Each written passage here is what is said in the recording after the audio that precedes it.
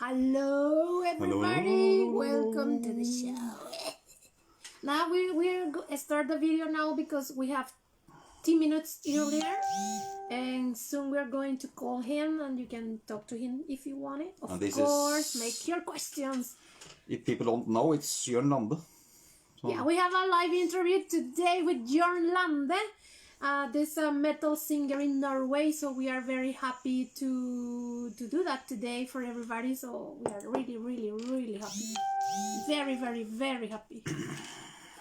Yeah, it can be fun. See. Ow. Yeah, it'll be nice. See. Recorder is on. Everything is on. Yeah. Yes. I think everything is okay.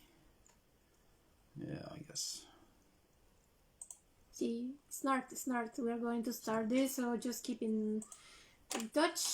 A little bit nervous today. Yes. I don't know why. But it's a big start. If you have a question, I'm usually never nervous about this, but today I'm a little. Remember, write your questions because this is important to. Så JORN LANDE snart. 10 minutter. Yes, 10 minutter. Spennende. 10 minutter. Det er veldig spennende å høre hva han har å si. Yes. Så da får vi se. Ja. Som sagt, litt smånervøs i dag, så jeg vet ikke hvorfor, egentlig. Men, ja. Satser på at ting går greit. Men det gjør det sikkert. Det har gått greit hver gang, så. Yes. Det gikk jo veldig greit med China last weekend, så. It was cool. Yeah, they have come back today in Switzerland, actually. So, yes. So they I'm gonna send a mess today and ask the guitarist from China. He was really cool. Very cool. So, I have nice. to share here stuff. So yes, yes, I have to share. Jeg ser jo ikke en dritt Sorry, uten oss. it's just I have to share it in our websites and. Hallo, Camilla. Camilla her på. Camilla.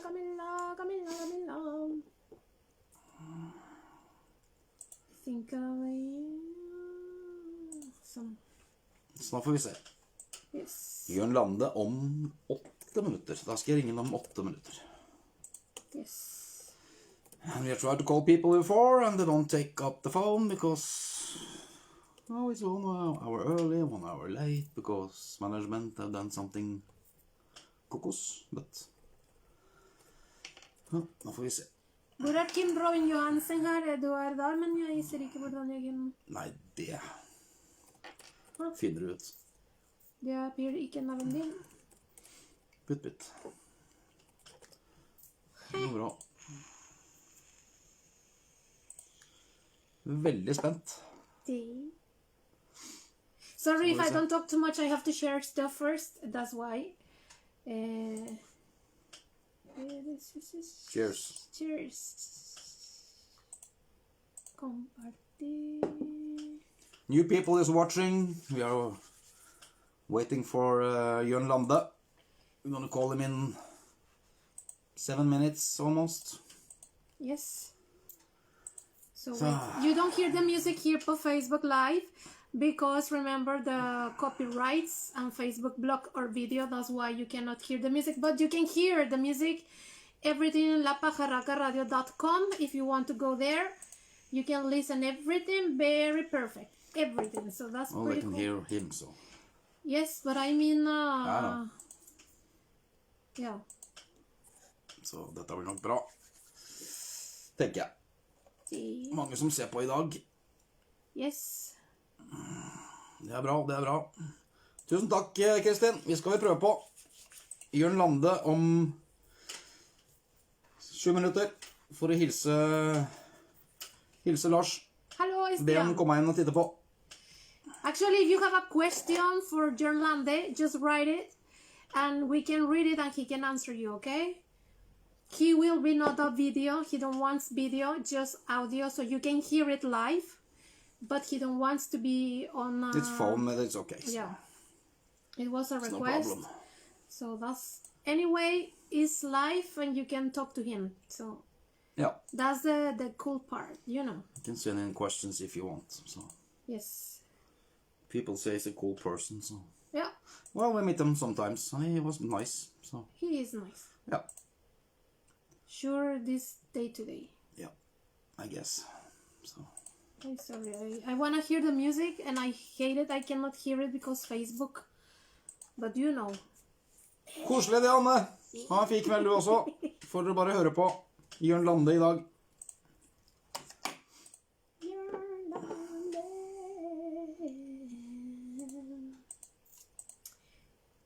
I don't know what I did her. Men nå, jeg kan spille en Ja, den må bli kjapp. Yes. I know it's a little crazy, don't hear music. I hate it, actually. But in the radio station, you hear perfect, the music and everything. So, Oops. let me check a little bit. Really, it's annoying. What?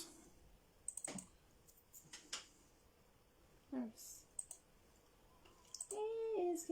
5 minutter. Oh, maybe, yeah. Scary. No. I mean, let me share it on the radio, the Pajarraca. Oh, you have 4 minutes. Oh, I don't. What is la Pajarraca? So. Yeah, I have 5 minutes, and just write your questions, please, if you want to make a question. We are really happy. Really happy for this interview. We wait too long for the interview, so we are very excited. I'm so excited. Hallo, Stian. I just can't hide it. See, I don't know what's going on here, but No idea. yes, I have to start to record here first. Ole. Nå skal jeg prøve å huske på Ole. Skal jeg da? Ølle. Ølle, bølle. Bulle, bulle, bulle, bulle. Ok. Bulle, bulle. No, they are a song from Mexico. Bulle, bulle. Bolle, bolle. Hørtes jo ikke bra ut i hele tatt. Well, I share it. I think it's in Kim Johansen too. I hope so. I don't know what happened here. And if you have questions, just write in. Yeah, you know that. So it's no problem. So, Why I cannot write your name here, Mushi Mushi? no idea. Bare Kim stuff. Kanskje fordi du allerede... Vet ikke. Vet ikke. But 3 minutes, maybe it's, we call him now, I don't know. Nei, vi tar klokka 8. 8 er 8. Så, du kan sette deg i gang ting og tang, kanskje? Oh, I don't know.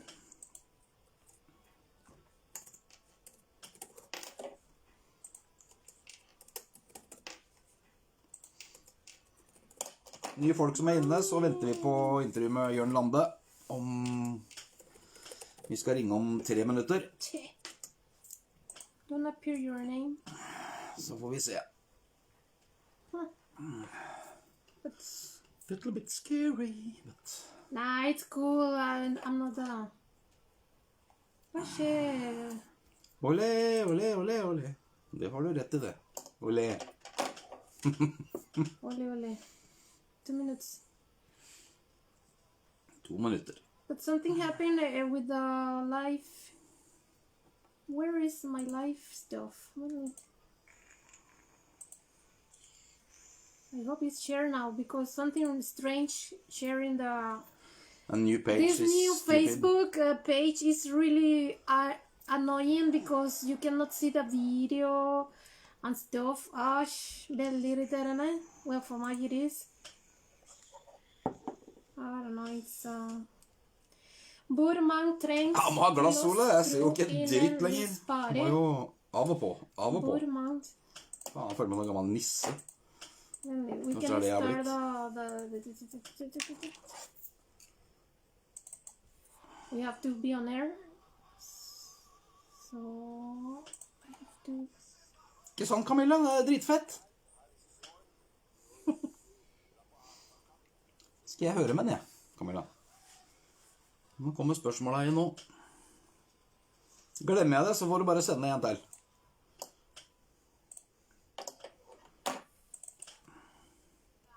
Okay, we are started Yeah. now.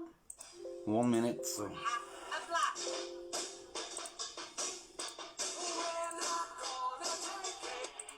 To take away the... If you have a question, write it. Hvor mangt trengs til å skru inn en lyspære? Ber mye lys? Du mener det? Jeg forstår ikke. Hva mener det? Her. Hva betyr det? Jeg forstår... Write it på engelsk versus når jeg vet ikke hva. Jeg vet. Det er på trøndersk, se.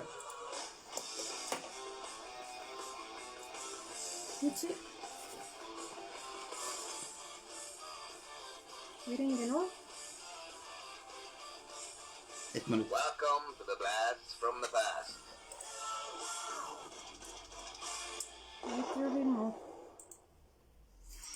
Welcome to the radio La Pajarraca and the blast from the past. We're calling now. We are Kim. And Alén.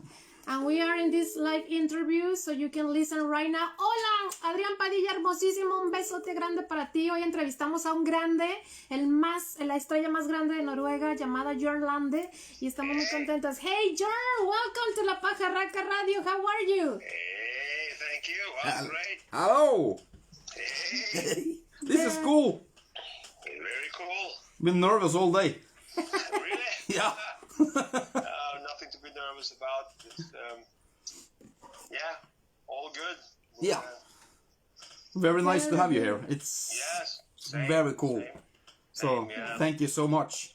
We really feel very, very excited to having you because you are the big star from Norway. It's true, and for us it's really cool to have in this interview tonight. So welcome to the blast from the past. Well, thank you. Well, we're all stars in these pandemic times, right? So for hanging in there and Yes. yeah. It's insane, right? Yeah, it's insane. Yeah. So as long as we're all well and we can pay our bills, so I guess we should be happy. Yeah. How hard has it been to have this corona stuff for you? Yeah. Well, I've been fine. Really, it's been a challenge with the various things, logistics and traveling and all that. But I guess mankind is made to change with whatever is happening. So I think we adapt as a species. We adapt to whatever circumstance there is. So I think I'm all right. I mean, it's like when you can't travel, you have to find other solutions. And luckily, we have internet and we have the digital era of today, so we can record stuff. If you're a musician, you can record stuff. You can send files and all that. So it's more about adjusting to the situation, I guess. And I think the whole world is doing that right now. And there are a few exceptions. If you look at some businesses who actually make money from the situation, but some are not affected at all. I got some friends here going to work, and they different types of work, and they're not affected at all. Like stuff like the car industry, workshops and stuff. They have more work than they ever had, before. So, right. Yeah, but I guess for everybody, in musicians, culture and stuff, like artists in general, it's been a big challenge. So. Exactly. And for example, JORN, for you, it's easy right now because of this situation of coronavirus to make more music, to create things because you are home. You have to, turn it around. So in that sense, it's maybe like, it's a timeout and things I wanted to do, which I thought would happen in maybe 4 or 5 years. Mm-hmm. Personally, it suddenly forced its way to happen now, which is, kind of a good thing too, because it's stuff that you postponed or delayed. It's like it's meant to be. You have get on with it. And so in that sense, some positive stuff came out of the corona. I started learning stuff with, for example, some home studio equipment, which I've recently been investing in, and I was always a dinosaur with computers and these studio programs. So now I bought a DAW program, Cubase setup, which I'm trying to learn now. Cool. And I'm going to spend the winter doing that, just to be able to record stuff. And it's practical. I could do my own demos, music ideas. I mean, I'm still recording. I mean, it's not long ago that I stopped recording on old, these cassette players. Right. So, different. So I still have those, a couple of those here, and with a lot of ideas on them. And I was always late with everything, when it comes to technological stuff. So, exactly. So my dictaphone, which was is still here, it's full of ideas, and right. And then I started using the computer eventually, but I mean, I didn't even write lyrics on a computer till like 4 or 5 years ago. Oh, I started really? to really do that. So still have like big books of lyrics and stuff. So cool. Yeah. So I mean, it's a good thing. I'm learning the studio thing now, and I was thinking about. I mean, me and my wife, we have another house in Sweden. I was supposed to build a studio there in like 5 years, 4 years time. That was the plan.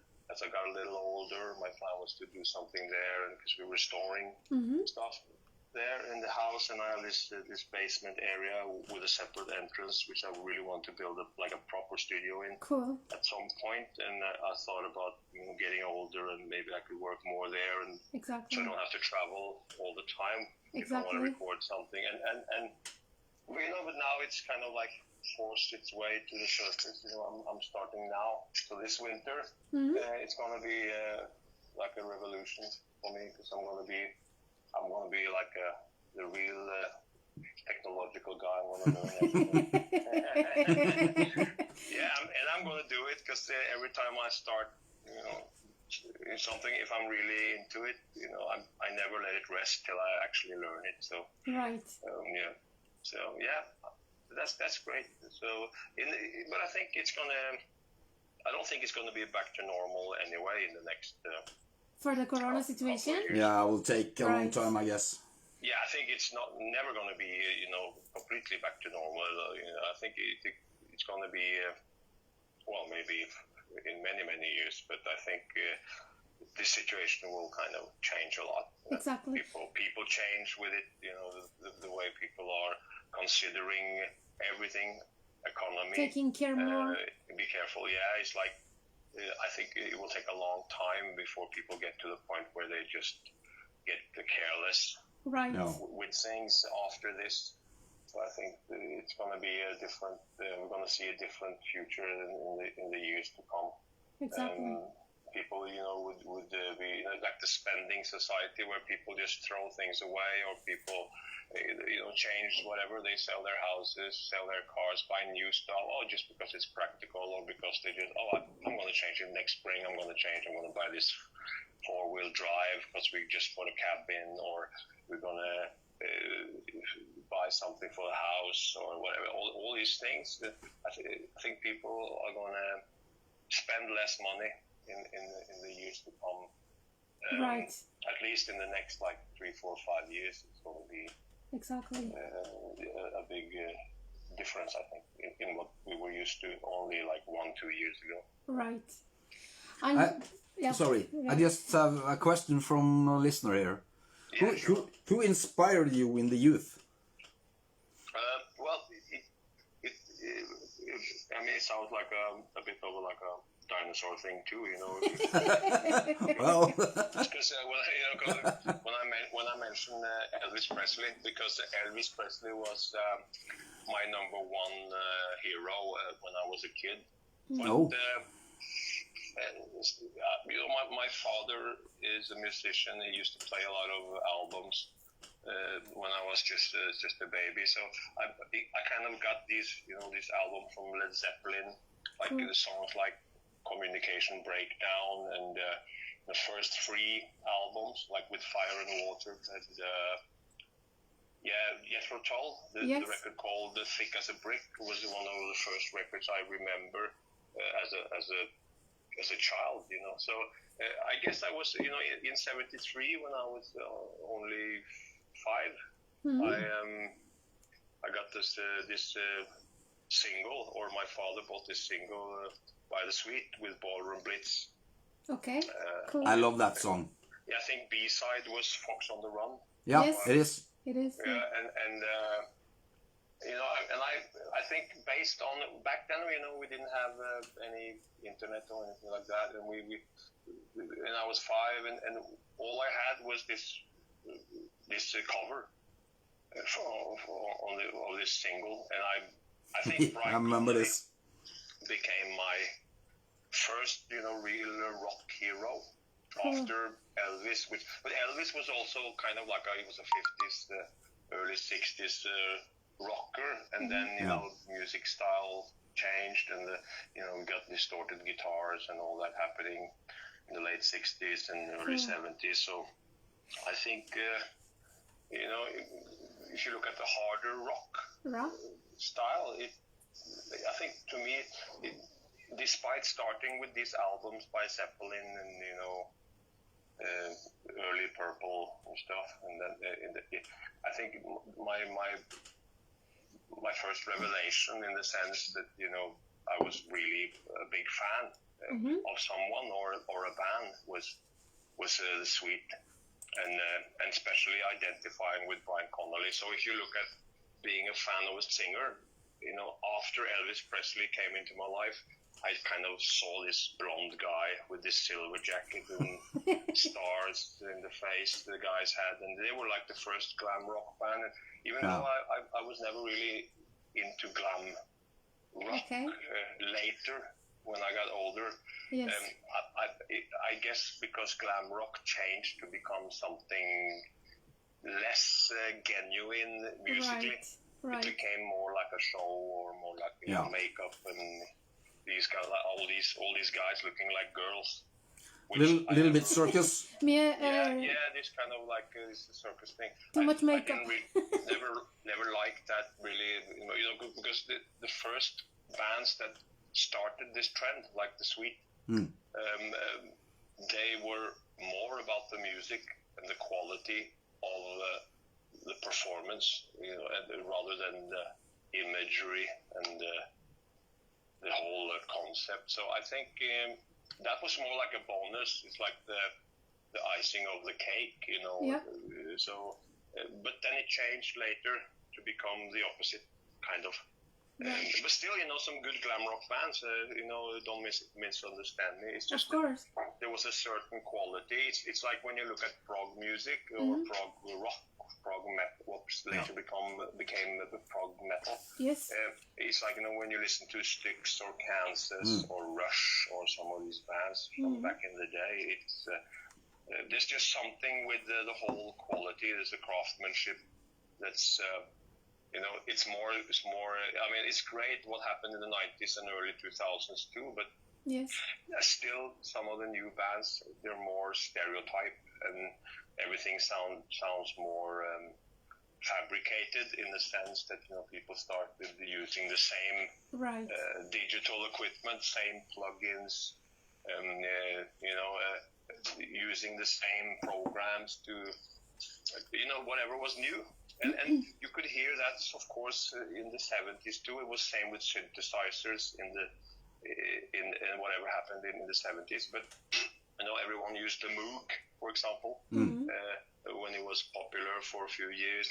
But then again, there was still a more genuine craftsmanship going on within the bands. And even though, you know, a record company would want a single for radio, or, you know, they say, we need something for the charts. It's the bands were still more like a band, you know. They were really focused on the quality of what they were releasing, and I think it's more true to themselves in some ways, I guess. And then the other aspect of show business was kind of in addition to the quality that the band delivered. So I think today people consider more the business before they start asking themselves from within, whether they're going to do this or going to do that. You ask yourself what the world wants before, and that's the problem with today's music. Back then, people would ask themselves first, what does my heart tell me? Exactly. And they were lucky because they were able to stay in a certain, I would call it a bubble, because it's the same back then. You stay in your own niche and you can create something that you believe in, and then you would actually make money from it. Right. And you would be able to make a good living from day to day, doing exactly just that. And I think that was a great era if you wanted to be genuine and you wanted to follow your dreams, and especially in the music business. So, but then again, times change, and nothing is perfect. You had all the crazy managers and the rip-offs and all the bad stuff going on, of course, the drugs, everything. But there was something romantic with the 70s, partly also the 60s, but especially the 70s, at least in my case, because that was the era where I felt like we were all together enjoying quality music, despite style or regardless of style. And JORN, how you discovered your talent? Because you are talking about the 70s, the 80s. I mean, how you decide to be a singer, and how you discover you have this such great voice? My father's a singer too, and he's a musician. He's a bass player, he's a singer. Used to play the flute, and he released several records, when he was young, and he also toured with Jimi Hendrix, with his band, and he did. That's cool. They did some shows in Spain, which a short while before Jimmy passed away. So that's amazing. It's amazing. He told me a lot of stories about that. How he would do, they would do the shows and they would stay at the hotels, and Jimmy would be in his room, and my father and his band would be downstairs in some hotel, and they would be at the bar, and they would play there, because that was like the end of the 60s, or late 60s. So they would jam out, and Jimmy would be mostly in his room, and at the time he was struggling with drug abuse and stuff. So that was also visible back then, in that time when my father was doing the shows with Jimmy and his band. So and there's a lot of stories there. Like one of the first shows, like Rod Stewart would that's what my father said. He thinks it was an audition for Rod Stewart joining the Faces. And, because he was my dad was playing shows in Denmark, and they were at some venue, and they've been tipped by one of the guys who running this club, and told that something's extraordinary is going to happen tonight, so you should just stay here and have a few drinks, and so they that's cool. and then there was the Faces playing, and no one knew. It was not advertised or anything, and in the middle of their set, Rod Stewart suddenly came in and performed a few songs, and that's pretty cool. And it was said later that by the people working there at this club that was an audition. That Rod was going there to do some songs with whether it was like a audition from scratch, or whether it was a mutual agreement between them that they would just do some shows together to see how things work out. I don't know, but there was it was kind of these kind of stories. Because my father would tour with stuff both in Europe and especially Germany and Spain. He did a lot of stuff, and cool. And of course back home in Norway. So I used to go to here in Norway. I used to come later in the 70s to on tour. My mom would bring me on tour, and so I remember behind stage and the sound from the bass. When you hear it from a distance, when you're behind the curtain, backstage, stuff like that. I still remember some. I have some flashes of that, like vaguely. But I think because he was a musician and there was a lot of music in the family. That's cool. I got into music and also went to the rehearsals and fooled around with instruments,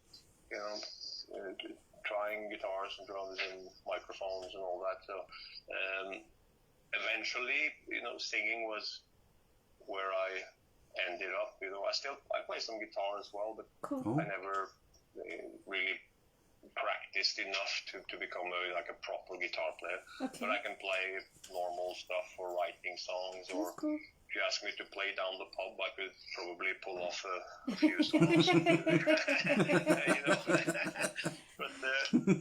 so that's how it started really, and of course with the musicality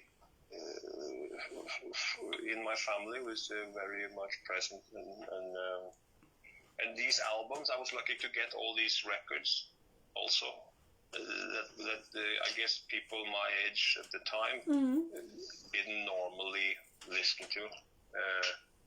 So I would wake up at 5 in the morning or 6, and I would bash these old like Slade or Uriah Heep or Led Zeppelin or whatever, these records, and of course the Sweet.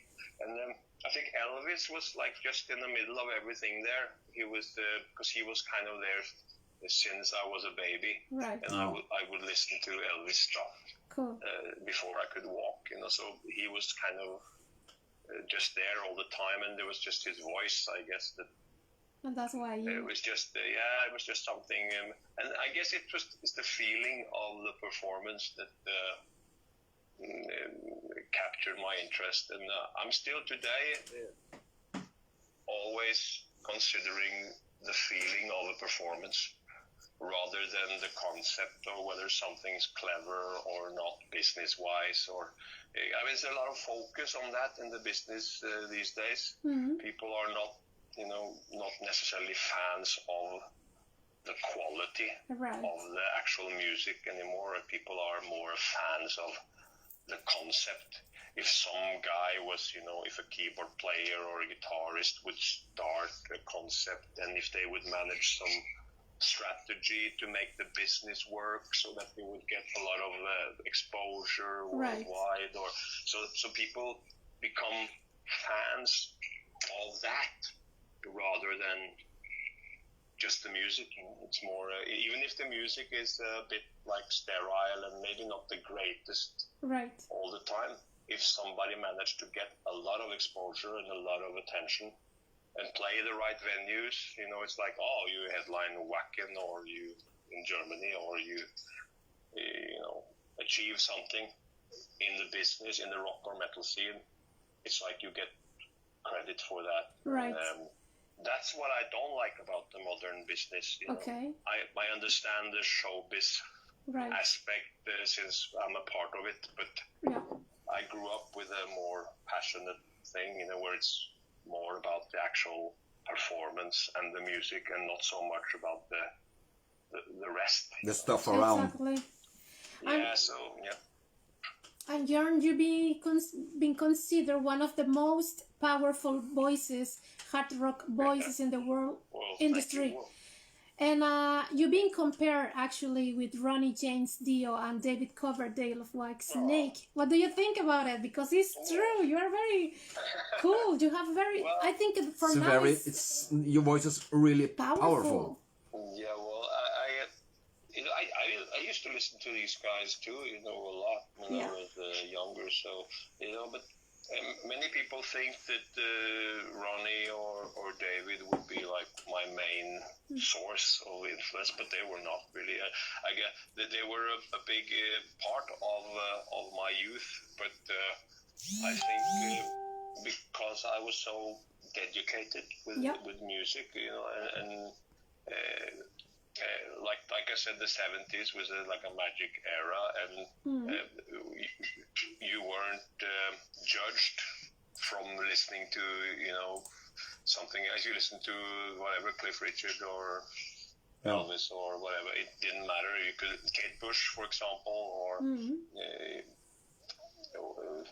I used to listen to a lot of different types of music. I actually have an album of Kate Bush, so... Yeah. So, I mean the thing was that the 70s had some great quality music, and also a lot of styles outside the harder rock genre would still be interesting, because you have some cool drumming, or you had some guitars, and there would be some solos going on. Even if it was pop or West Coast, like 70s West Coast or whatever it was, you know, even some of the early country stuff was really cool, you know. So it's I think that's why I developed but you know, the power aspect of it, I don't know, I always liked the energy of you know, like opera, or always liked the power. And when I heard like Dio and stuff with Rainbow, because I mean, not that I'm, you know, that old yet, but I actually remember some of these records when they were more or less brand new. So it's kind of like I got this record, like for example, Long Live Rock and Roll. It was probably. It's probably been out like 6 months or a year when I first heard the album. So, and even though I was young, I was still, you know, very much into that style or type of music from an early age. So, and I had neighbors and friends, and you know, my father's friends and his colleagues, you know, in the band and stuff. They would. You know, they would, you know, my father's drummer, he had a record store in my hometown, and he would have a lot of import albums there, and I would, after school, on a Friday, for example, I would go to his store, and I would listen to import stuff, and I would borrow the records. And I would bring them home, and I would promise not to scratch any of them. Take care of them. Because he had to sell them again, you know. So he said, like, okay, you listen to the albums, and you bring back everything on Monday or Tuesday, and you buy whatever you like, and you know. So, and I guess that's why I got into all these more powerful bands as well, and. I guess that's why I'm a bit of a hybrid, you know, from the prog to the classic rock stuff, melodic stuff. You know, like Australian bands, for example, this old band from Australia, Little River Band, which again I heard before I discovered John Farnham, the singer. He's good. So it's kind of like I learned that, you know, I learned that he began singing with the Little River Band for a while, and then, you know, so I got all these records, and some of these bands, they were not commercially available, especially not in my hometown, which is a small town called Rjukan, which is back then must have been, I don't know, maximum 3,000 people or something. 3,500. Cool. And in my town, and so very small place. Very small place. JORN, we are live in the radio show now, and we have people from Mexico, from Brazil, Argentina, Norway, for many countries, USA, and one of the audience want to asking you, Terje Aspen, asking if he will make a new version of Hydra on a stage song. My first musical meeting with him. Well, that's old. No, well, I don't know. I don't think so. No. Maybe it will happen. If we had some fun at some point, when we got older. But that. I mean, it was a great time, and I used to play with some great people there. But we were really young at the time, and we were. I think we were a bit unstructured too. We were just fooling around, and we had offers to do demos to present because we were part of these contests on TV, national TV in Norway, and I don't think we won, but we went I think we got second on one of those, but we did several, like 2 or 3 of those in the 80s, and on stage was I think in 86. I think we did it in 85. But it was shown on TV in 86. I think because they had this contest shown direct on TV. So. Well, it was kind of like I think we were unstructured a bit, and we were just having a good time, and we were making music. I don't think we took it too serious either. No. If we did, we would have been more into it, and tried to work hard to get the record deal going, and to achieve something. But later I think we all got a bit more sensible with the and understood more what the business was all about. And I think we were just fooling around a bit too much, and we were also partying a lot, and we were young lads. So, and of course we were dreaming like everyone else. Right. They wanted to get famous or whatever, but I think we were just a bit too laid back. It's part of the process. Yeah, we were just not focused, to be honest, at the time, and some of those songs are cool songs that we did, but they were more like early stages of demos in our careers, and I don't think they are really that relevant. They are fun to listen to, and they are a part of the history if you look at where we came from. But it was more like I would say like a hobby band that eventually disband. Because we all. I mean, I think the guitarists, both guitarists, became sound engineers for an established company here, and then they went off from there. The bass player, he went on playing with another famous Norwegian band at the time with some older established musicians, and he's done a lot of stuff later with well-known Norwegian acts, and the drummer went more into progressive stuff and jazz. Okay. Oui. So he played a fusion jazz stuff, and he very different. Great drummer. Right.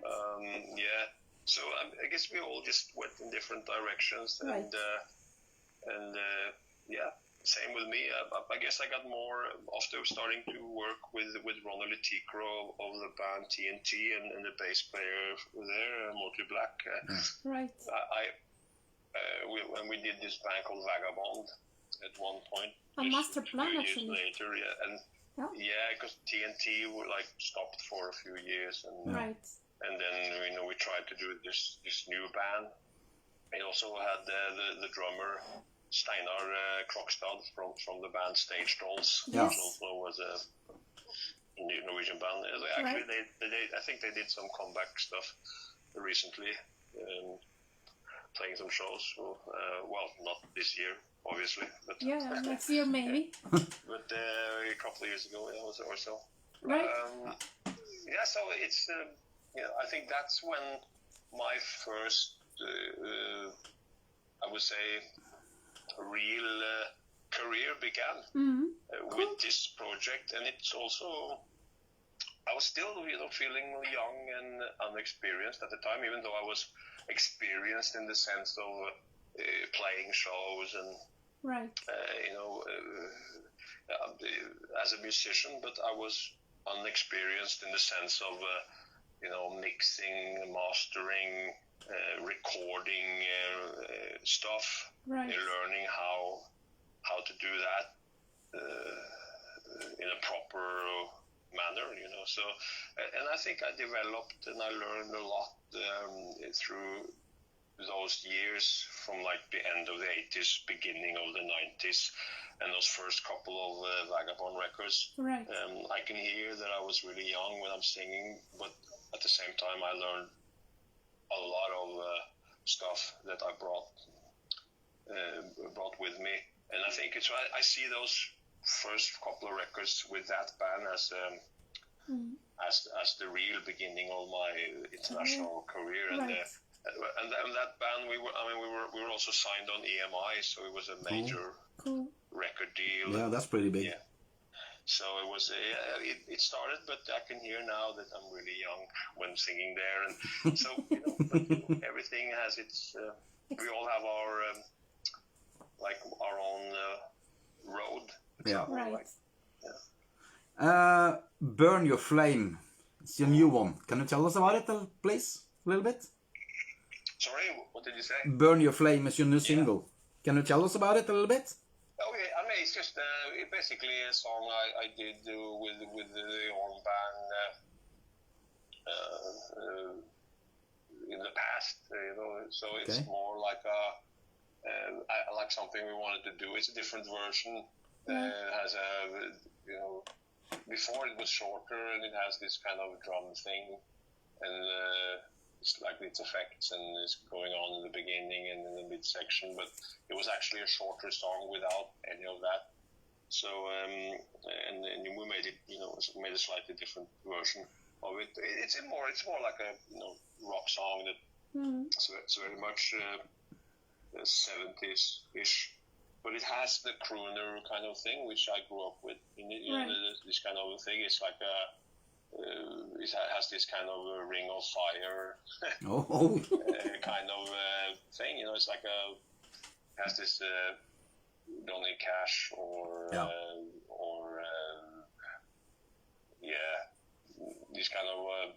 this kind of crooner kind of thing, which is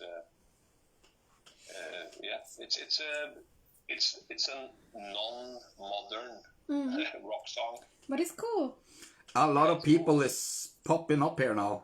So they say greetings, many of them. And I'm gonna say from, one of this. It's called Ølle. Ole Fosby. I know Ølle, of course. Yeah. He lives not too far away from here. He's probably 20 kilometers, no less, maybe 15 kilometers. I work with him. So because I'm working in Høyax, we are close to you. Oh yeah, of course. Neighbors. And you have actually made some videos down there in the woods there, right? Yeah, I just make videos whenever it's practical, and right. If it's like if it's like, for example, we had a cold winter, and I needed a couple of videos, and it hadn't been that cold around my house, where we lived for like a few years, so, and a lot of snow, and it was like, wow, it was like ice crystals on the trees. Yes, 3 years ago, I think. We've seen the videos. It looks a little cold. Yeah, and it was really cold, and the way the scenario looked, it was just like, wow, we gotta film some stuff here, and and so that's what I've been doing with some of these. I would call them like a very, very simple music videos.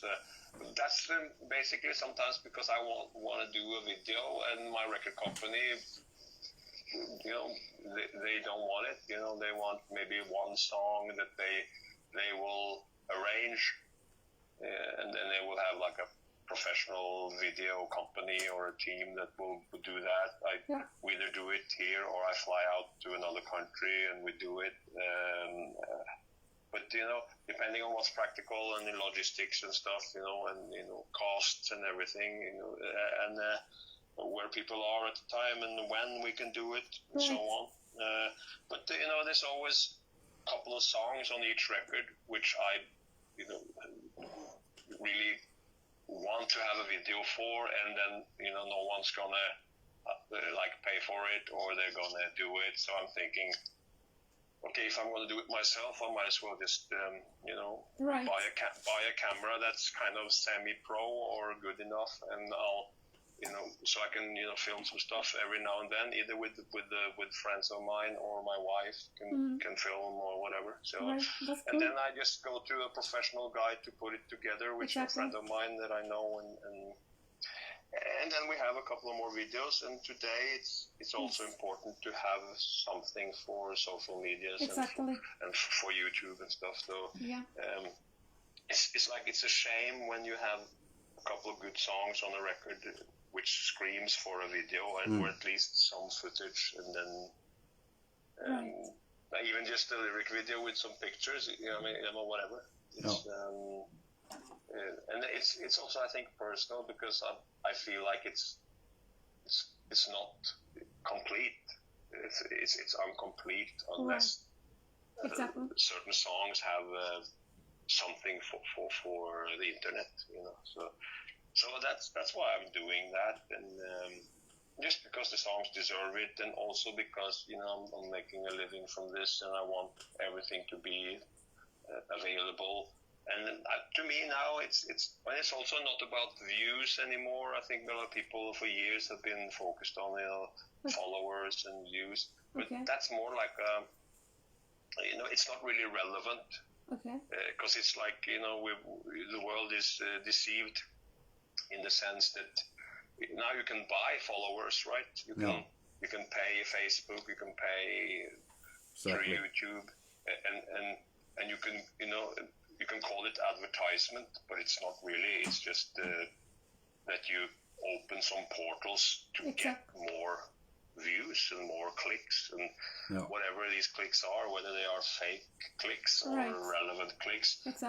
It seems impressive when to people when they enter a website or a page, and then it's oh wow, they got millions of followers or something like that, or clicks. But it's not really relevant, and I mean, even some of the big names that I grew up with, if you look at whether it's Deep Purple or whatever band, it's in our category of harder rock and metal, it's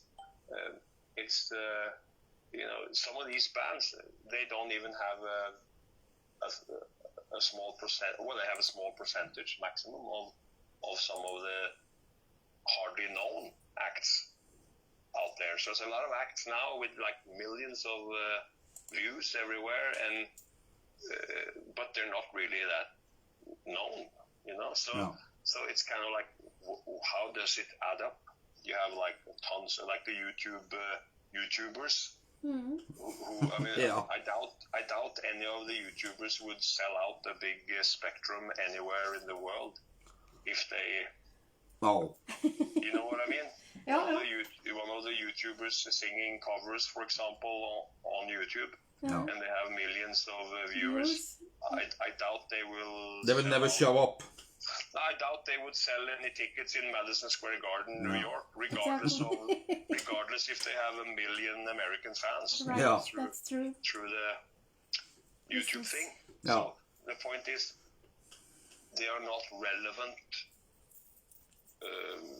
in the big picture. They are relevant within the YouTube concept, but not relevant globally as a performing artist.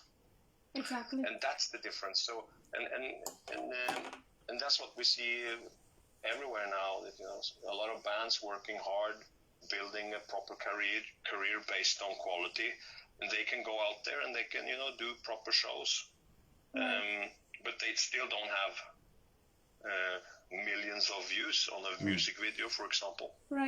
So so nothing is always what it seems. Exactly. I think the world has been a bit more enlightened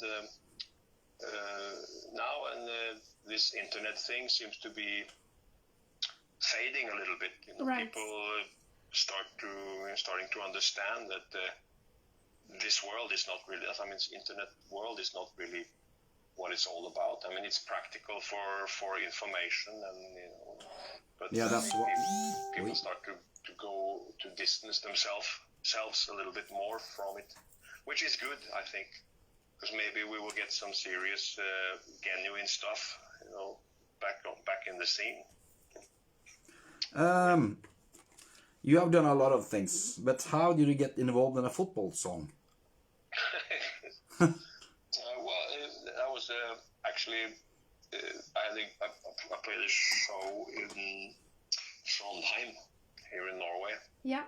That was in '93 or something, and must have been. And that was I think it was a vagabond show actually with that band, and I was asked to come to the studio. It's called Nidaros Studios. Yeah. And there was a famous producer.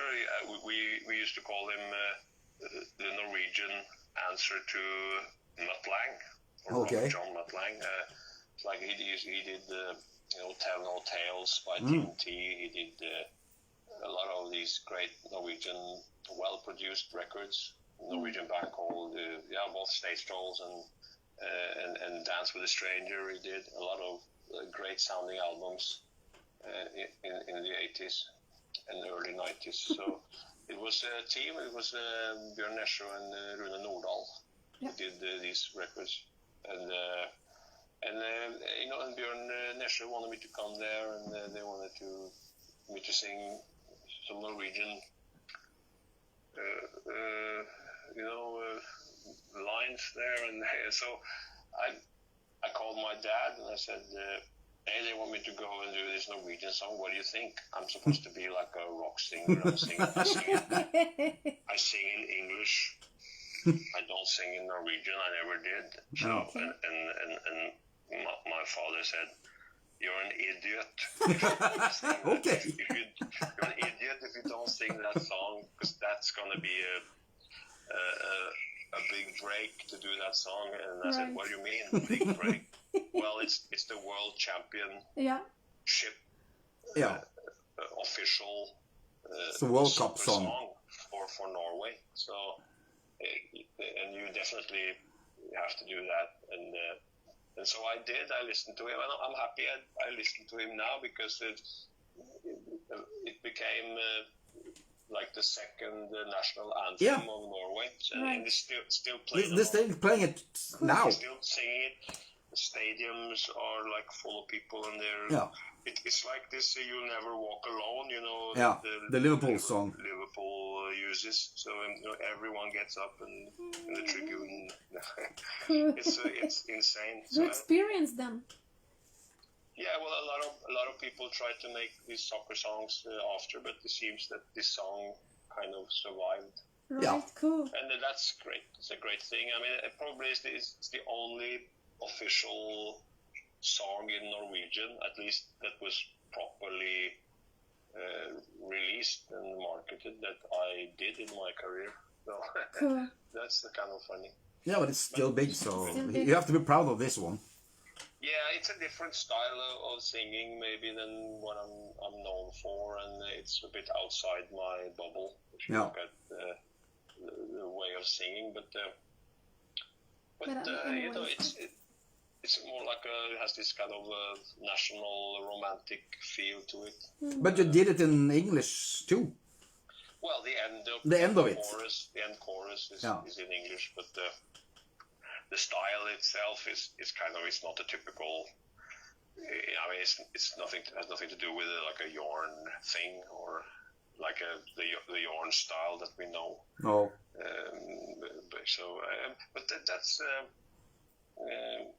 that's also a cool thing, because it kind of invited me to do something different, and I've been planning to do something in Norwegian eventually, but not the next couple of years, but maybe in another few years, time I will do something in Norwegian. I'm not going to be like pumping out records in Norwegian, probably not. But I have some songs which I wrote, or they are like partly written with some Norwegian lyrics, which I always wanted to do, and I thought, when the time is right, I will record at least one album with Norwegian songs. Will be great. I have to do that. I mean, it's my country, I have to and it's my language, so I have to at some point. I feel like I'm obligated to do something, and not just English, no. Yeah. And this song have survived so many years, and it's, well, like I said, it's still popular, so you have to be proud of this one. Yeah, I'm very proud of that, and I never expected it to be that popular and still going after all these years. Yeah. So, yeah. No, that's great. I mean, luckily it was, it was that song that I was asked to do, and could have been, there's been many sports-related songs. I also did a few, like the Winter Olympics I did, when was it, 2002 or something, and I did the Summer Olympics in 1996. Song in English, which I did together with a guy called Dag Kolsrud, who used to be the keyboard player with A-ha for well, at least for the tour, the world tour they did after the success in the 80s, and he used to be the guy behind the band called One Too Many, which had some commercial success for a while back in the day. I did some stuff with him when I was young, and we more like a project side thing. And, and then we were asked to do this Olympic thing, and so I've done quite a few actually for Norway. I actually went to the Olympics in Atlanta also to see the Olympics and perform the song there. That's cool. We're more like a thing representing Norway and to the Norwegian team and all the representatives there. But cool. Well, that's nice to do that. So yeah, it was kind of an interesting trip, and had a great time. Remember, we had a big party in Atlanta. I guess. All night. Rock and roll all night. I met some crazy people there, and we hired a limo, and we got drunk, and the rest is top secret. It's censored. It stays with it. Well, I got some pictures that reveal a lot, but private. And when if the audience are watching us and listening many people right is now, watching. You can write your question if you want, and he can answer you, of course. And we have, like you said, we have people from Brazil, Argentina, Mexico, Norway, USA. How are you? Yeah, great. So they send saludos and many things. And saludos. I can't wait to go to Brazil again. To go to the best churrasquerias, and you can't get a proper caipirinha anywhere else in the world. Have to go to Brazil, to get to the right caipirinha. And I've tried so many fake caipirinhas around the world, and there's only one place to get the proper one, and that is in Brazil. So I can't wait to be able to go back there. Always love to go, and Argentina as well. Cool. Actually, Chile, this is Mexico. Yeah. This is my next question. Actually, talking about Latin America, because many people say South America, but not Mexico is in North of America. North America, So Latin America.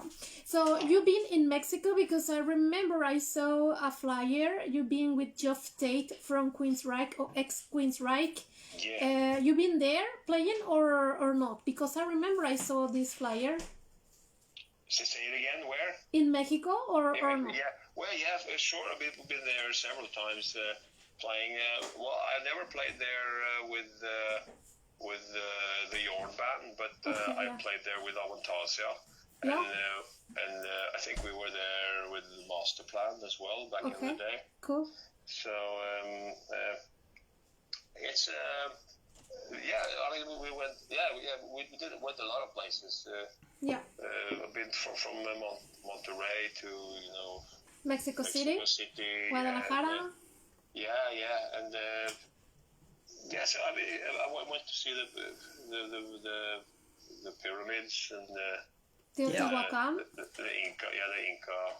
Cool. I was there 2 years ago. It's amazing. Incas, place there, or the city, and it was amazing. And we climbed to the top there or we walked to the top we kind of climbed because we were tired and exhausted. It's too high.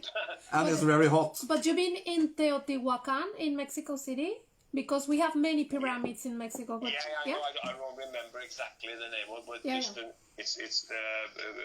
I have it somewhere in my Mine, yeah. Yeah, well, my tour itinerary from back then, and I got some photos, and I've been a couple of times, to a couple of places, so I don't remember which one was which actually right now in my head. But it was great, and I remember the last time when I was there with Avantasia, it was we went, me and Toby. Tobias. And a couple of the other guys from, I think Ollie was there, Oliver Hartmann was too, and Felix maybe was there. I don't remember everyone who joined, but I think Sasha was there, Sasha Peth was there. Cool. We were a bunch of us going to that place, and the pyramid that had the sacrifice thing on the top, that they would roll the heads down the stairs and all that stuff. Little creepy, but okay. It's one maybe, or it been the Pyramid of the Sun, or it was in Yucatan in Chichen Itza. It was maybe like 45 minutes drive or something from Mexico City. Teotihuacan. We've been there. Very nice. Very big. Yeah, that's what it was. Yeah, so you're right. So I remember that was great. And JORN, do you taste the tacos and Mexican food and tequila, or you don't have the? Yeah, do you like it? Of course. I mean, we nothing like some of the best stuff I got in best food I ever had was Brazil and Mexico. That's nice to know. But the best restaurant I went to in Mexico was, I don't remember the name of it, but I think in Monterrey there was one, and then there was one in Mexico City, which I remember, which was like wow, and we've gone to like several, and there's so many over the years, and there was one place we went to which was like I never had Mexican food tasting like that anywhere. Yeah. So, and we make a lot of stuff back home. I mean, we make tacos, and we make the enchiladas or whatever. Nice. Because we have she makes food here. I make Mexican we have takeaway. Here. Yes. Original Mexican food. We have takeaway here. So if you want to buy Mexican food one day, just tell us. Tell you. Where is it? Here in Fredrikstad. In Fredrikstad? Yeah. Wow. We are living here, so we're living in Bryggeriveien. So, närmare efter Wien. So we're selling original Mexican food. Wow, that's cool. So I will send you the menu. Okay, just get me. Yeah, that would be great. Can you get some questions if you want sure, that? And you ask me anything. Yeah, this is from Anita. Do you have plans to have a concert in Norway after COVID?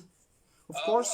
And coming Avantasia ever concert in Norway? They tried to get Avantasia actually last year to Oslo, but it never happened. It was it was almost like it was 90% confirmed. We're supposed to play at was it Spectrum or Centrum in Oslo? Centrum, maybe. Yeah.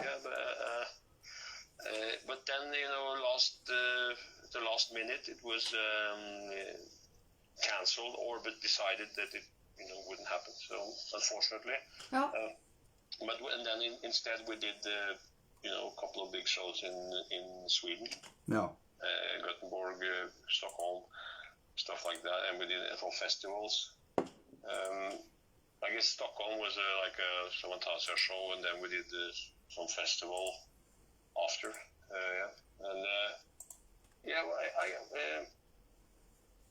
you know, it's not too many shows, you know, with the Avantasia going on right now. There are a few shows next year that's been moved from this year, which happened to so many artists and bands. So it's pretty sad. I'm gonna do, as of now, this one JORN show that was supposed to take place in at Carmageddon. Festival Rogaland.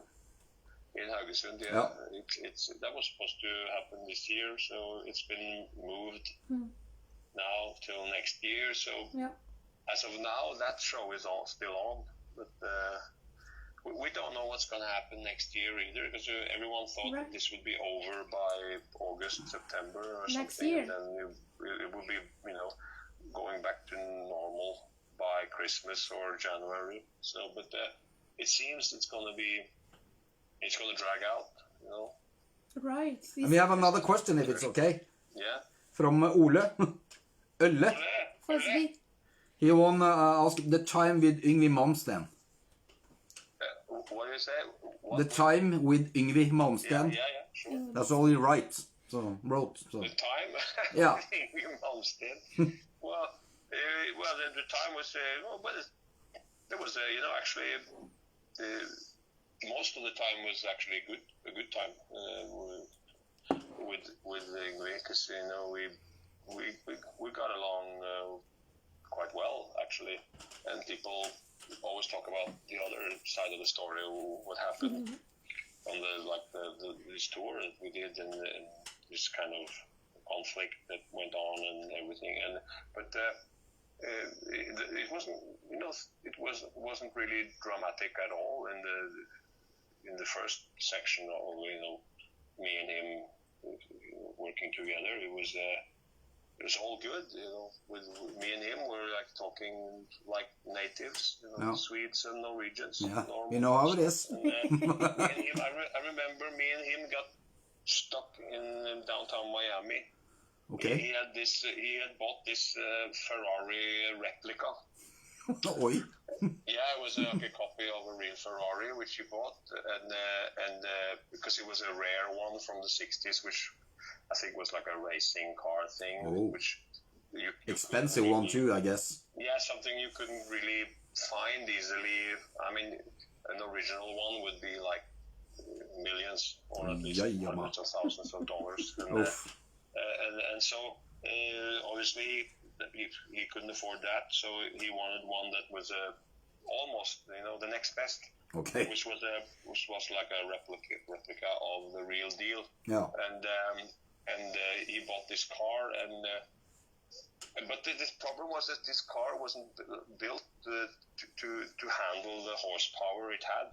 Oh. So the clutch, you know, it broke, and the connection pedal, you know, it totally just snapped, and we were stuck there, and I remember there was like a couple of chicks in the car, and we were supposed to, like, you know, and he was really sitting there, and, you know, with all his with his sunglasses and his rings and everything, and we were there, and we were so cool, you know, together, and we were, and then, you know, this car pulls up on the side, and then, you know, it's like taken from a movie or something, you know, and then you just supposed to accelerate out right.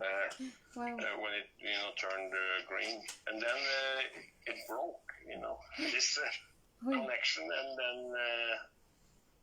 you know, we were just there, and we ended up standing in the middle of the road and pushing this car to the side of the road to get it out of the traffic and stuff. So it was, I mean, this kind of rock and roll image was totally destroyed right there, and there was nothing with this rock star thing that would actually... So this could actually be a video, like a music video. A bit like Spinal Tap. Yeah.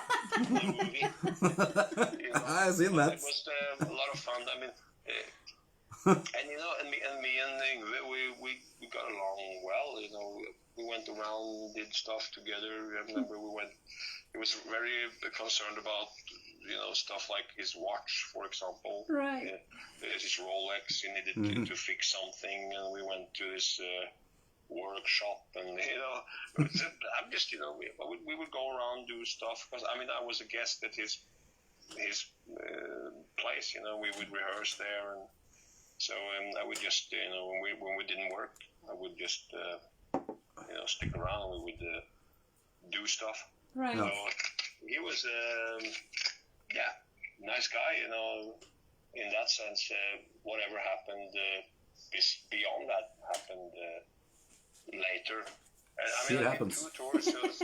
There was one tour we did was with Dio when Dio did just released this record called Magica.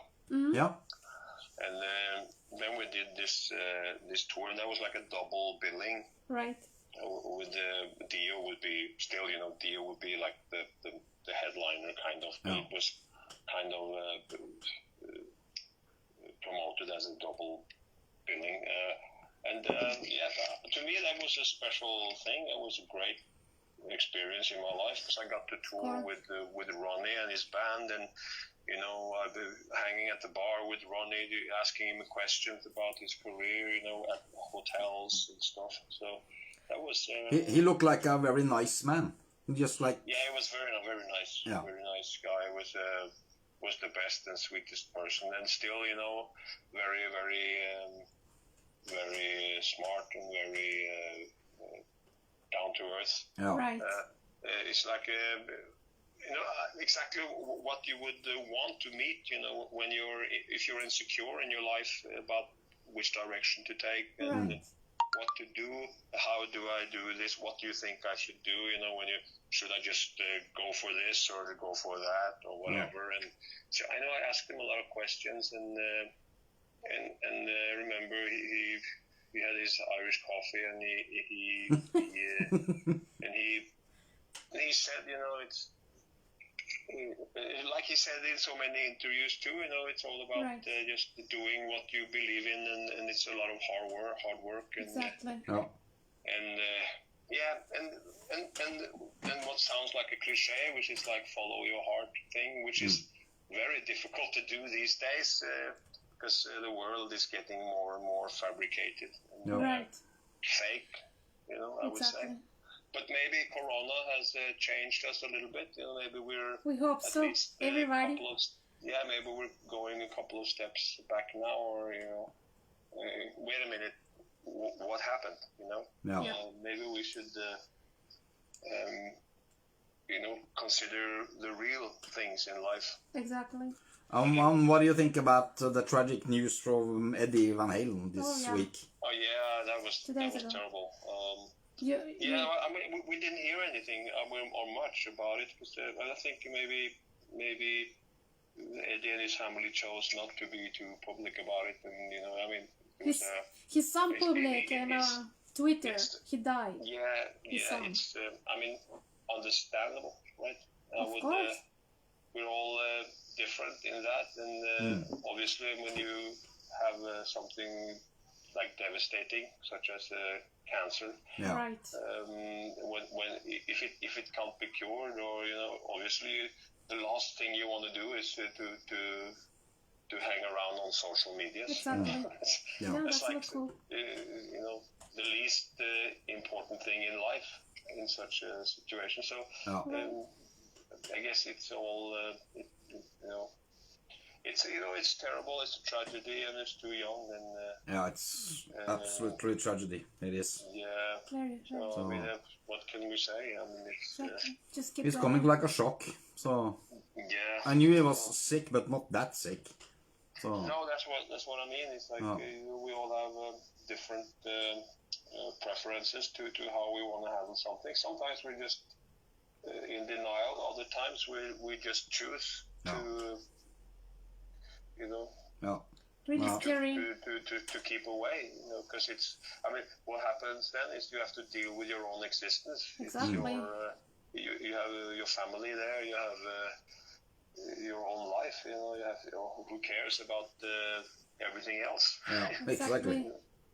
Jörn, talking about something else, you tell us about a lot of anecdotes about Ingrid Malmsteen or Mexico or Brazil or many places. Do you think about to write a book and tell our story, or here in all around the world is making some bands, the movies, so now you can see the story like Queen or Def Leppard, Motley Crue, or many others. Do you have these plans for make something like that? Not right now, but maybe I'll do some if everyone writes their biography, but I don't have like a big urge to do that really, but still I feel maybe it would be cool to do a biography at some point. Right. But I think that biography would be more to share a story about this kid who grew up in a small town, industrial town, your life, in the countryside, and far away from everything else. It's like how was it like to grow up in this small place, and we didn't have access to anything back then. And to share this story, I mean, it's different for people who grew up in New York or whatever big city in the world. Right, exactly. Or it's so maybe I'll share that story, and there's a lot of stories to tell, which I will do at some point, but not in the next couple of years. Put it that way. Eventually, when I get older, I will do that. But I mean, this thing about legacies and the movies, and I think some people have a bigger urge than other people to present their own or preserve their own legacy. Right. I don't really have that, the drive or the interest to do that in the same way. I mean, if someone wants to do something in the future, come to me and say, hey, Jon, we'd like to do a documentary, or we'd like to be involved in something. Could we talk about it? Of course, I would be more than happy to do that, but I don't think I will be the driving force behind something like that myself, except for maybe like I said, a book or something that but I mean that book is probably going to be like the Bible, very thick, or it's going to be 3 books, like a trilogy. Okay. So, too many to say that. It also has to do with the business. It's a lot of funny stories, a lot of contrasts from where I came from to where I ended. At the same time, the circle is complete in a way. When you get older, now I feel like I'm returning to my again, like a cliche, you return to your roots, but maybe not musically necessarily, but I return to my roots. If you look at how I live, it's like I appreciate now even more than before. I mean, a lot of the things and the values that used to be me when I was 16, 17, 18 years old, and it's like I kind of revisit that in my life, and so you get grounded in a way and closer to who you are with age, and I think that's maybe a difference in my case compared to a lot of other known singers or artists in the world, that still, after they're 50 or 60 or whatever, they still struggle and strive to maintain a certain reputation and to enforce some kind of legacy thing, and I don't know, but I'm not really there. I'm more like I'm more like the craftsman, the original craftsman that wants to do something strong, and I want to do something great, but I don't, if I can pay my bills and I can achieve some of the stuff that that's important too. In life, then I'm happy. It's like I don't really need more. I don't need like well, I have a couple of homes, but I don't need like five houses, or I don't need to be like a property investor, or Right. I don't need to have like a Jay Leno's garage or anything with more simple life. Tons of cars. Yeah, maybe I'll have one. Well, I have some stuff which I enjoy. That's cool. But I'm more like simple, Right. I like to keep it simple.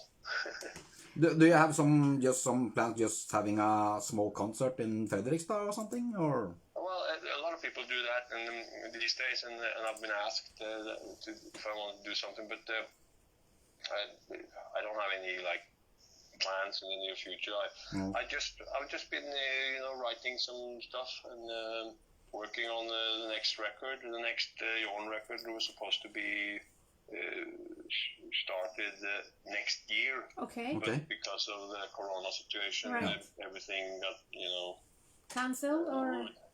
Yeah, well, it was like we moved everything and adapted to the situation. So instead of next year, now we started working on that this year. So. And about this new album, you already have all the songs, all the covers, or you still working on it? The cover of the album. This album is 100% original stuff. So it's cool. It's like Life on Death Road was the last original JORN album in 2017. Was it or 18? Yeah. 17, yeah. Life on the Road. Yeah, that was the last original record, and then you had like some cover stuff after that, but with the Heavy Rock Radio album. But now we have another original album coming. So I mean, everything is not finished, but it's we got like I'd worked on maybe 6 or 7 songs, which will be a part of the record, and. So we're still missing a few bits and pieces, but cool. It's getting there. So we'll probably record drums for that and basics early next year. Right. So and then that's going to be out probably either around summer or just after summer. Right. What do you think about Tons of Rock? Have you been invited there? It's a big festival. We were supposed to do this tribute thing there. With Dio? Or there was like I was just more like a guest singing a few songs with this Norwegian band. And we were supposed to do a marking, of 10 years since Ronnie passed away. So, but that didn't happen. So. Because of the corona again, so unfortunately, but you never know. Maybe something could happen again in the future. Right. But as of now, there's nothing. I'm sure a lot of artists and bands would tell you that it's all moved till next year, and hopefully it's gonna happen. Okay. But I decided not to, except Avantasia stuff, it's been moved like several festivals, right. and I'm kind of locked in that. So I'm on. If the shows are on, I'm there. So that's basically the plan. But with my own band and my own progress, it's all more or less put on hold, except for like 1 or 2 festivals which I'm considering to do, but everything is still on hold because of the situation. And I didn't really plan any big tour either, so I decided we had like 5-6 more shows this year which we were supposed to move, but I decided not to move those or to push for moving those. I thought let's just wait now, and as I mentioned earlier in this interview, maybe it's a good time for a break or a timeout to focus on some other things and then just wait and see. So that's what I'm going to do. So there will be some shows happening probably if the world allows it. But there will be less with the JORN band for sure next year, but there will be a lot of work in the studio with another record, and at some point in the next 2-3 years there will be more extensive plans. Right. Yeah. It's not so easy to make plans now because of this, so it's almost hopeless. You don't know when it's going to finish, so that's the problem. No, I mean, everybody's kind of, no offense against anyone, but it's kind of like a bit desperate when everyone seems a bit desperate when everyone now, automatically pushes for all these shows in 2021 when we don't know what's going to happen. So exactly. I'm a bit more, how should I say, a bit more concerned. Yeah, well, maybe a bit more like laid back with it and holding back a bit on everything, because I want to know what's going on first. I don't want to have a lot of unnecessary stuff happening because we can't do it, and then we put all these things together, starting to buy everything, booking agencies, it's like flights, there's hotels, there's a lot of stuff that's been booked, and logistics and stuff. So, and it's basically a pain in the ass when you have to cancel everything again. Yeah. Right. So exactly. we don't want that to happen. We was talking to, I don't remember the band China. You remember the band? From Switzerland. We talked to them last weekend. And they're gonna have their first concert today. They were really nervous in Switzerland, and just 200 people or something, but they were nervous for the first time for many years. New thing. We play for maximum 200 people. Yeah. Then we go. That's like going back to when we were young, and we played all the clubs and the bars and everywhere. So and we could both have nice dinners and get drunk and play rock and roll again. Yeah. Like it should be. Yeah. So, well, they were happy to play. They were nervous but happy to finally again. So the first gig is today. Wow. So they are exciting. I mean, obviously, if this drags out, we will all be happy if we could just do something eventually.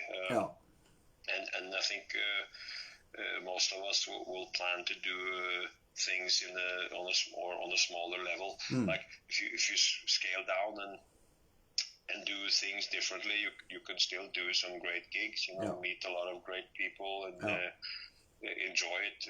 So that's what it's all about. The big picture. So it's not about how big you play. Really, I mean, everybody looks up to all these old bands. Everybody looks up to whatever. Whether it's Rolling Stones or it's AC/DC or whatever bands, in the history. Of course, it's massive and it's all. But I mean, it's also something that belongs to a certain generation. Of course. Even though you cross generations and you get more fans and all that, it's still.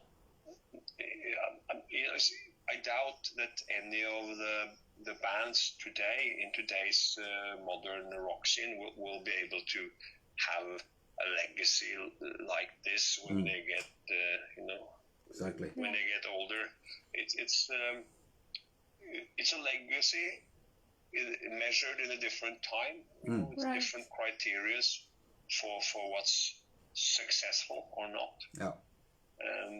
But still, I think a lot of people strive a bit too hard to get to that level. Right. And that's what I'm kind of watching from the side is kind of, okay, some of these modern bands really want to make it. It's like a desperate times. Yeah, it's like the desperate attempts to look famous and to look big and to be on the size of some of these dinosaurs. It's bands coming from an era where metal and heavy rock music was mainstream. That music when I was a teenager, that music was commercial pop music. It's like when people watched MTV and saw a Bon Jovi video or Aerosmith or whatever they saw. Kiss. So it was it was commercial popular music. Yeah. Right. Even though still people complain and say, they didn't want to play it all the time on radio, so we were restricted to Headbangers Ball on TV or whatever, or there was some kind of rock thing in the night going on TV, or there was like, but compared to today, metal and heavy rock, hard rock music was more mainstream. No. And then that's the difference. Today it's not the same anymore. It's still a very powerful, but not the same. Yes, powerful style of music that transcends something real. I think some energy that people really can relate to, and the world needs it. Yeah. But I think a lot of bands think a little bit too hard. Looking at these old bands, trying to be like them, and it's great to have influences. I do too, Right. I have a lot of references that I, learned a lot from, and I'm still inspired. But you also have this fact that, you're a child of your time, and the times have changed, and you have to adapt to that, and Exactly.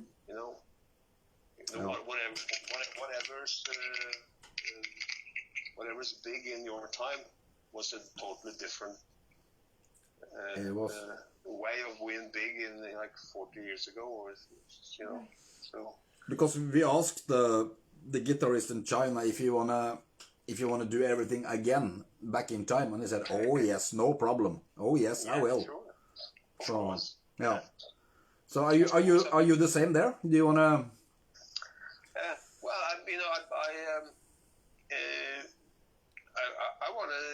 I don't want to do everything the same, but if I could change something, of course, there would be a lot of things that I would change, but I don't regret anything. I always believe in improvement, and that you could, improve. Yeah. And then again, it's nothing to do with all the fun we had. That's another story, of course. I could relive some of that, and would be hilarious, and some of it would be great. But then again, you grow older, and Exactly. It's like been there, done that, and it's a great memory to have. And so I'm not sure I would stay in that. Not forever. Not forever. No, maybe revisit in some time machine. That would be fun. That would be great. I will do the same. For a few nights or whatever, but I'll be happy coming back to where I am right now, to be honest. Well, if we can only get rid of this bloody corona thing. Yeah, I'm so tired of it, but what can we do? Yeah. So.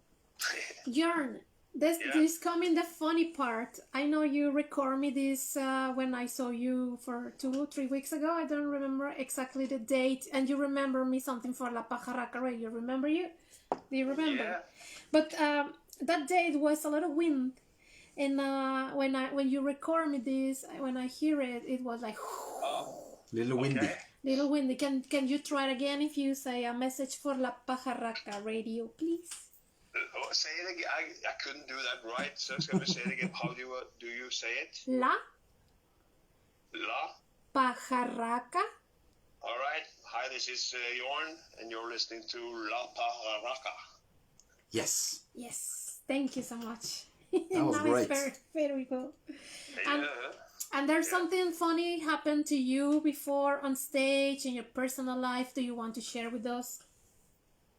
Well, I just want to, urge everyone to be, faithful, and keep the spirit alive, and there will be better times. The world has been through much worse than this, so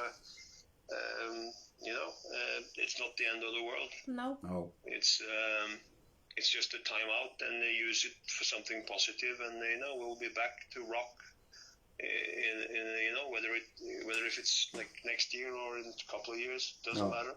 Then we'll just fill our time with whatever we have to fill our times with. You will get back, so. Yeah. We're just gonna explode when we get back. Yeah, exactly. Get out the energy. We're gonna be doing better than ever when we get back. So we're gonna have so much built up. Yeah, looking forward to it. Energy built up. Yeah. Do you remember or do you know Hilde Helletun? Something familiar with the name. Hun er lærer i FRIS, Fredrikstad International Skole.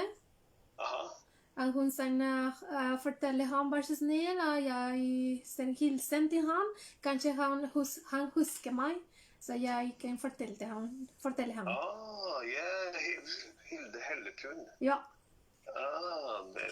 It rings a bell. Yeah.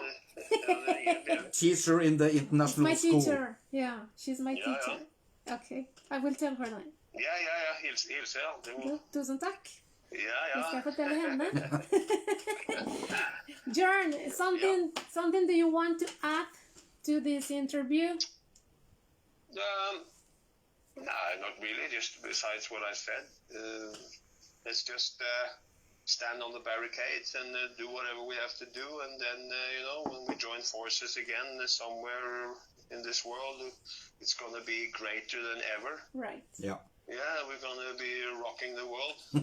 That's good to know. It's good to know. Yeah. Thank you so much. Yeah, it's like despite the pandemic, right. It's important not to forget to rock. Oh yeah, always. Yes. So thank you so much, JORN LANDE, singer, the best awesome. singer in Norway and all around the world, because you are big. So. Thank you. This is for you. And if you want Mexican food, we're gonna send you the link. Okay, I hear that. Yeah, let's get up. Thank you. Yes. Thank you. Take care. Have a nice weekend. You too. Okay. Hilsen til kona di.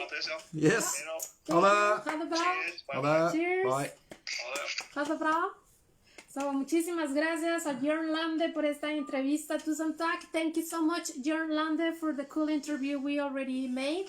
That was nice. You everybody like it like we do in like 1.5 hours. 1 hour and a half. Yeah, 1.5 hours. I think it was 20 minutes.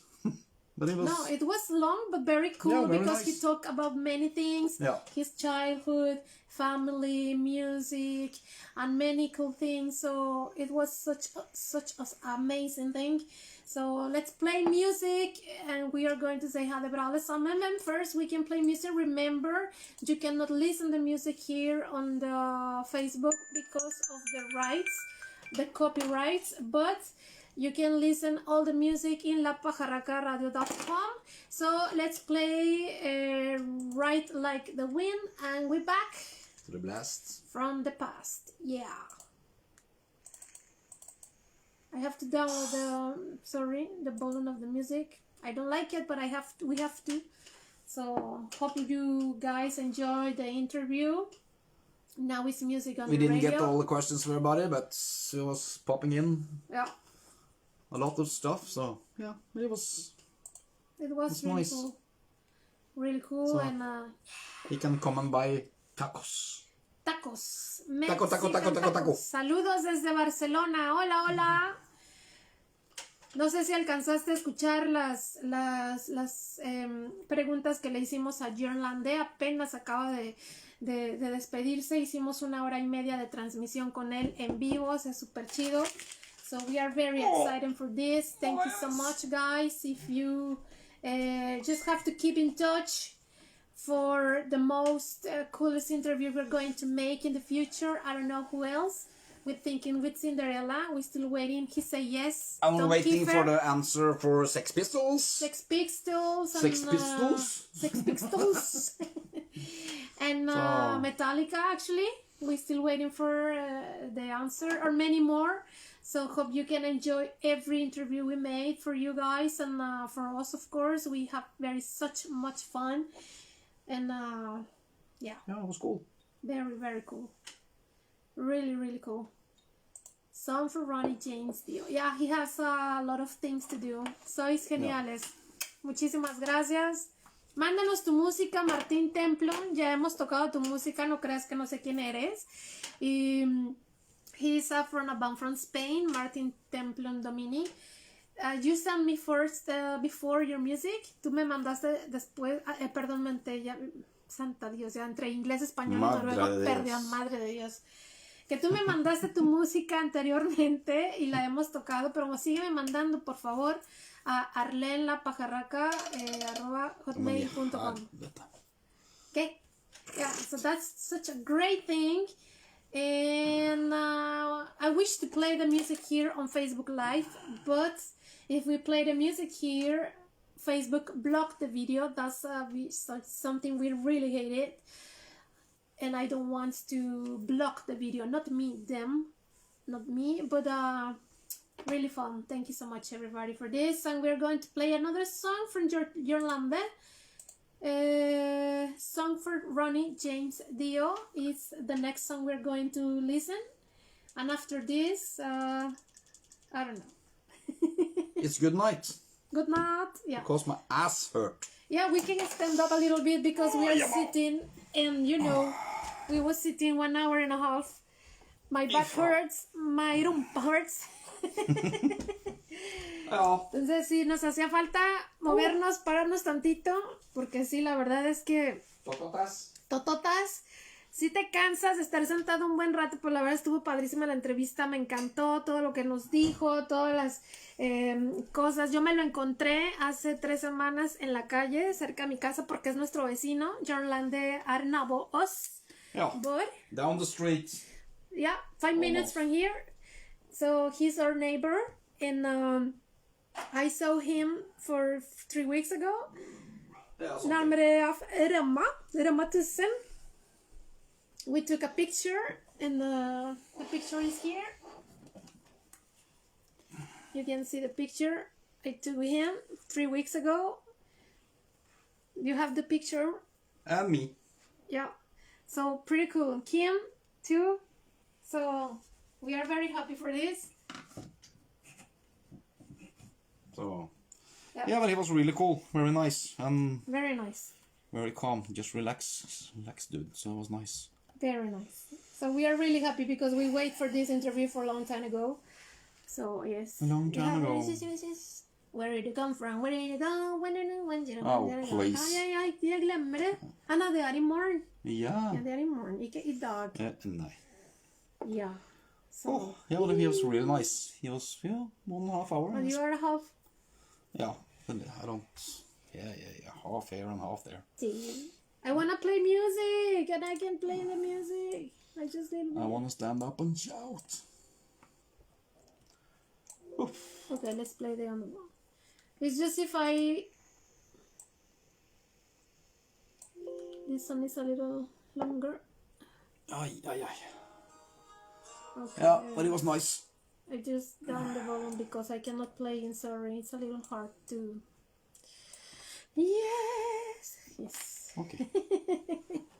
Yeah, we are very happy, guys, and you can listen to the radio show next week too, Friday. And remember, we are going to make Kim. I don't know if he want it because he don't like this spookels thing, this ghost stories and stuff. Bullshit. I like it, and I believe in this. So the 31st October, the Witches' Day.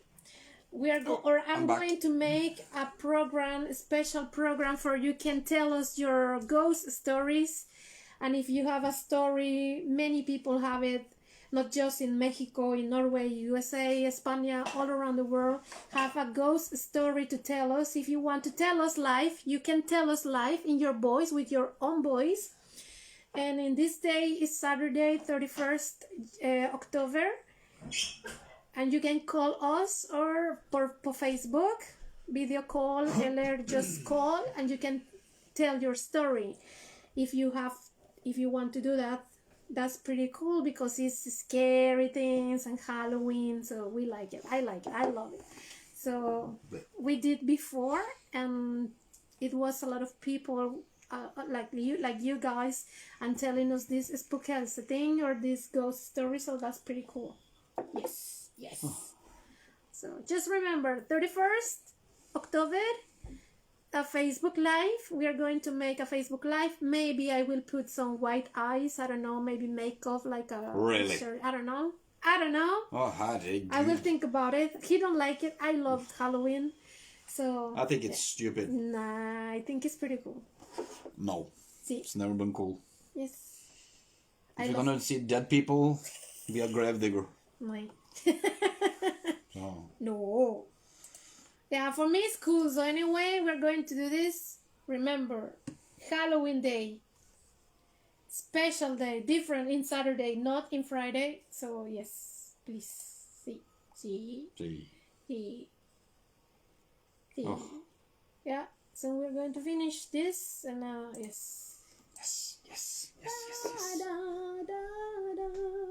Okay. I wanna listen music. Really, I hate it. You can listen the music on the radio, but not here in Facebook. I really hate it. I don't understand why you can share videos on Facebook and they don't block it because of the copyright. But if you play a song in a Facebook Live, they cancel your video. So this is doomed. Dumt. Veldig dumt. Veldig dumt. Men det er da stories og... Sånn er det.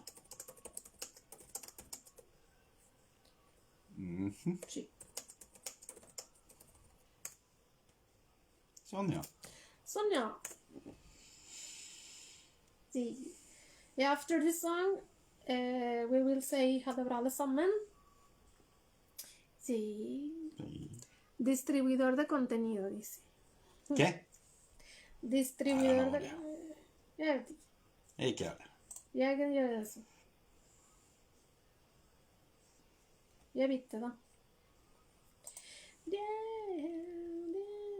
Jeg kan sende this. Sånn, ja. Eller nei, det er. Nå har jeg. Jeg elsker det.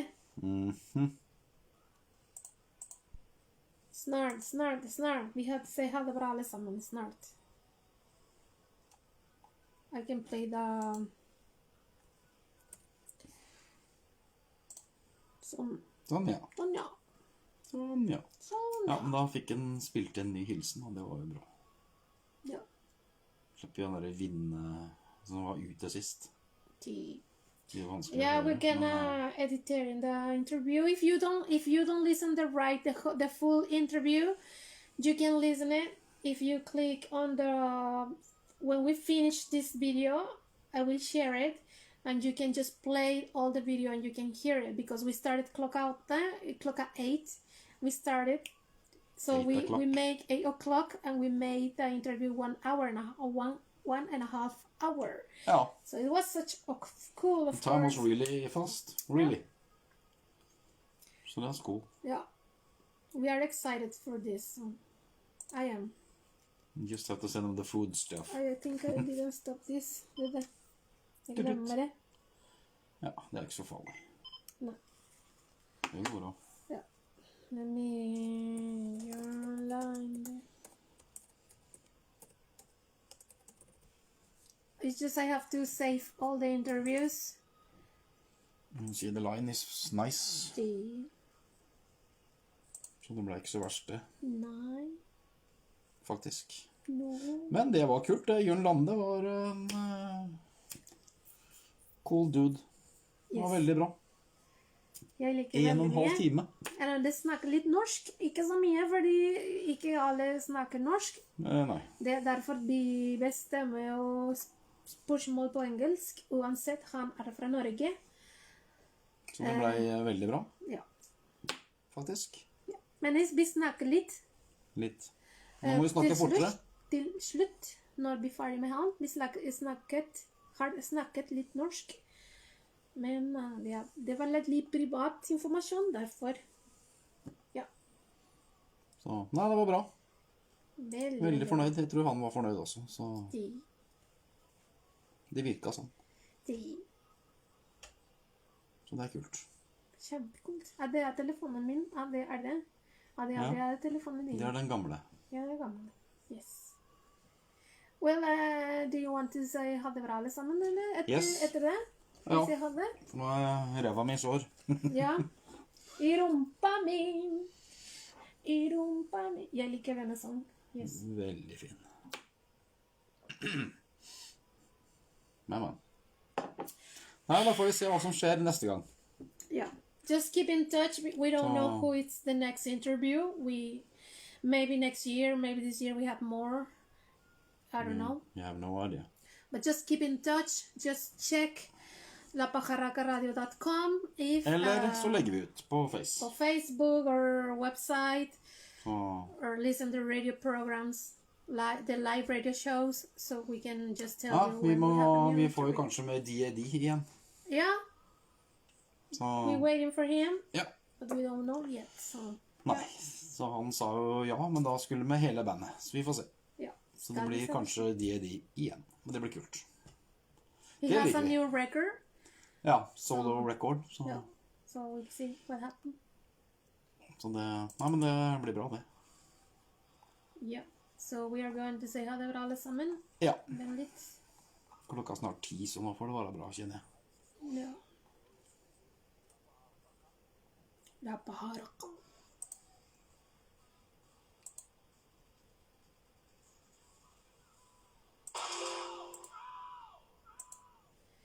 Thank you everybody for listening. The Blast from the Past. We are Kim? and Arlen Johansen, and thank you so much, JORN LANDE, for this cool interview just already give you. So give us, and it was such a cool dude. We talked Very 1 nice. hour and a half. Ja. Really cool. Very long. And if you want to listen the interview again, you can just click on the video and you can hear all the full interview again. So we are going to share the video when we finish this in just a couple of seconds. So thank you, and we waiting for you next week with more The Blast From the past. Thank you. Have a great weekend, everybody. Ha det! Ha det bra. Ha det bra, alle sammen. Bye bye. Bye. And you can listen music in La Pajarraca radio after these 24 hours, okay, guys? Ha det! Ha det. I just disconnect on air, and now you can listen more music. But thank you. Vi ses. Ha det! Ha det. Takk. Thank you so much, everybody. Ha det. Ha det, ja.